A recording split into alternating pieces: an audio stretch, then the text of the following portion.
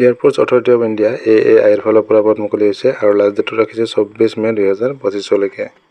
ইয়াতে air traffic কণ্ট্ৰলাৰৰ পদ মুকলি হৈছে 309টা। ইয়াতে গ্ৰেজুৱেশ্যন হ'লে আবেদন কৰিব পাৰিব, কিন্তু আৰ্টছ আৰু কমাৰ্চৰখিনি আবেদন কৰিব নোৱাৰিব। ইয়াতে যদি আমি চাওঁ কেটেগৰী ৱাইজ আনৰিজাৰ্ভৰ কাৰণে 125টা ভেকেঞ্চি আছে, EWSৰ কাৰণে 30টা, OBC NCLৰ কাৰণে 72টা, SCৰ কাৰণে 55টা আৰু STৰ কাৰণে 27টা ইয়াতে ভেকেঞ্চি আছে। এডুকেশ্যন কোৱালিফিকেশ্যন বেচিলৰ ডিগ্ৰী পাছ কৰা হ'ব লাগে ছায়েন্সৰ ফালৰ পৰা, লগতে ফিজিক্স আৰু মেথামেটিক্স ছাবজেক্টটো থাকিব লাগিব। লগতে ইয়াতে লেংগুৱেজ প্ৰফিচিয়েঞ্চিৰ কথা উল্লেখ আছে।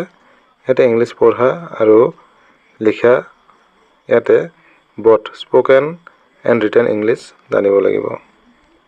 ইয়াৰে বয়সৰ সময়সীমা 27 বছৰলৈকে ৰাখিছে। লগতে এজ ৰিলেক্সেশ্যন পাব। এপ্লিকেশ্যন ফিজ যদি চাওঁ ST SC আৰু ফিমেল কেণ্ডিডেটসকলে আৰু এপ্ৰেণ্টাইছসকলে ইয়াতে কোনো ধৰণৰ এপ্লিকেশ্যন ফিজ দিব নালাগে। আদাৰ্ছৰ কাৰণে 1000 টকা ইয়াতে এপ্লিকেশ্যন ফিজ দিব লাগিব। আবেদন আৰম্ভ হৈছে 25 এপ্ৰিল 2025ৰ পৰা আৰু লাষ্ট ডেট ৰাখিছে 24 মে 2025লৈকে। এয়াৰপোৰ্টছ অথৰিটি অফ ইণ্ডিয়া AAIৰ ফালৰ পৰা পদ মুকলি হৈছে আৰু লাষ্ট ডেটটো ৰাখিছে 24 মে 2025লৈকে। ইয়াতে এয়াৰ ট্ৰেফিক কণ্ট্ৰলাৰৰ পদ মুকলি হৈছে 309টা। ইয়াতে গ্ৰেজুৱেশ্যন হ'লে আবেদন কৰিব পাৰিব, কিন্তু আৰ্টছ আৰু কমাৰ্চৰখিনি আবেদন কৰিব নোৱাৰিব।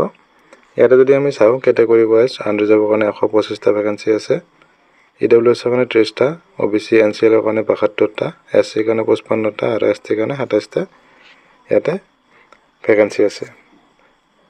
এডুকেশ্যন কোৱালিফিকেশ্যন বেচিলৰ ডিগ্ৰী পাছ কৰা হ'ব লাগে ছায়েন্সৰ ফালৰ পৰা, লগতে ফিজিক্স আৰু মেথামেটিক্স ছাবজেক্টটো থাকিব লাগিব।